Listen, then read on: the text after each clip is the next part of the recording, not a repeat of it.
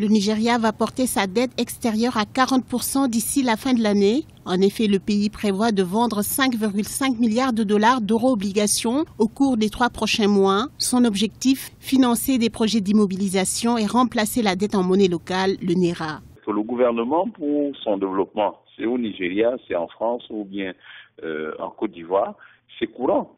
Vous faites d'abord appel à vos ressources propres. Et les ressources propres d'un État, pour le cas du Nigeria, et ça tombe très bien, la politique économique est assise sur 2 piliers. Le pilier monétaire, et le Nigeria a la possibilité de battre monnaie. Le Nigeria a sa propre monnaie qu'on appelle le Naira.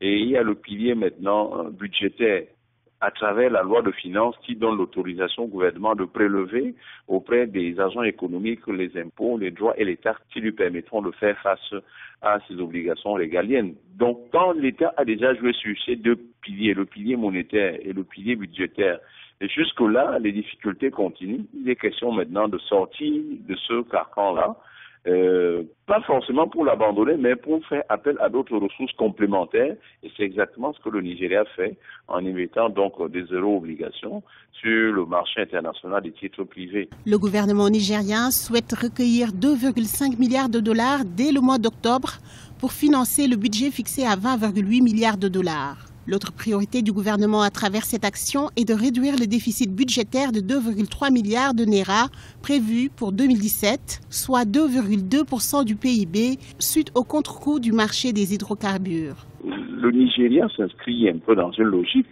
qui est en train d'habiter presque toutes les nations africaines, qui consiste à aller chercher des financements en dehors du territoire national et envers les partenaires traditionnels que sont la Banque mondiale, le Fonds monétaire international et dans une moindre mesure des filiales de cette Banque mondiale. En local, on parle de la Banque africaine de développement ou bien la Banque ouest africaine de développement ou pour le cas des États de l'Afrique centrale. Bon, ce ne serait qu'une suite parce qu'en fait, souvenez-vous que le Nigeria a déjà fait en 2011 et que le Nigeria le fasse encore aujourd'hui, c'est une suite parce qu'en fait, si vous vous fiez à un document de la Banque mondiale, on dit pour près de 2013, 48 États subsahariens de l'Afrique ont pu faire appel à cet emprunt, à ce mode de financement de leurs investissements.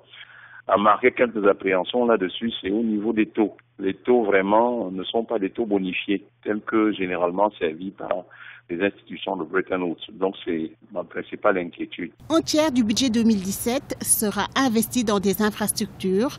De nouvelles routes seront construites, des chemins de fer, des ports, mais aussi un renforcement énergétique est prévu pour stimuler la croissance de 7% et créer 15 millions d'emplois d'ici à 2020.